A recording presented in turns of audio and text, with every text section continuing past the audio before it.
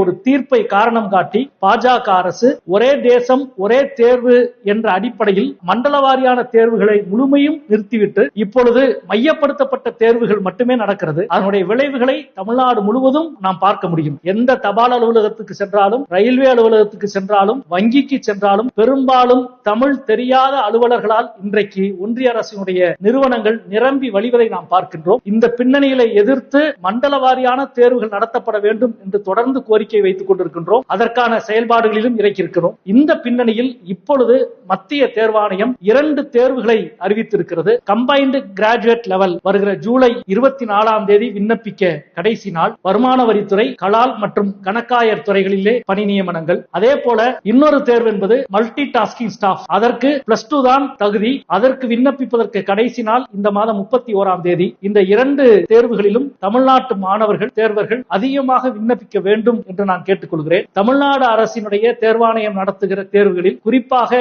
விஓஓ போன்ற தேர்வுகளுக்கு 24 லட்சத்துக்கும் அதிகமாக விண்ணப்பங்கள் வருவதை நாம் செய்தித்தாளில் பார்க்கிறோம். ஆனால் அதற்கு நிகரான இந்த தேர்வுகளுக்கு சில லட்சம் விண்ணப்பங்கள் கூட வருவதில்லை என்று சிலர் ஆதங்கப்படுகிறார்கள், கவலையை தெரிவிக்கிறார்கள். அந்த கவலை போக்கப்பட வேண்டும். இந்த 2 தேர்வுக்கும் தமிழ்நாட்டினுடைய இளைஞர்கள் மிக அதிகமாக விண்ணப்பிக்க வேண்டும். இந்த தேர்வுகளில் நீங்கள் தேர்ச்சி பெறுவது தமிழ்நாட்டு இளைஞர்களுக்கான வேலை வாய்ப்பு மட்டுமல்ல, தமிழ்நாட்டிலே இருக்கிற ஒன்றிய அரசினுடைய அலுவலகங்களில் தமிழ் சார்ந்தவர்கள் பணியில் நியமிக்கப்படுகிற பொழுது நிச்சயமாக சேவைத்துறை சார்ந்த ஒன்றில் மக்கள் அதிகமாக பயன்படுவார்கள். எனவே இந்த 2 தேர்வுகளுக்கு அதிகமாக தமிழ்நாட்டு மாணவர்கள் தேர்வர்கள் விண்ணப்பிக்க வேண்டும் என்று நான் அன்போடு கேட்டுக்கொள்கிறேன்.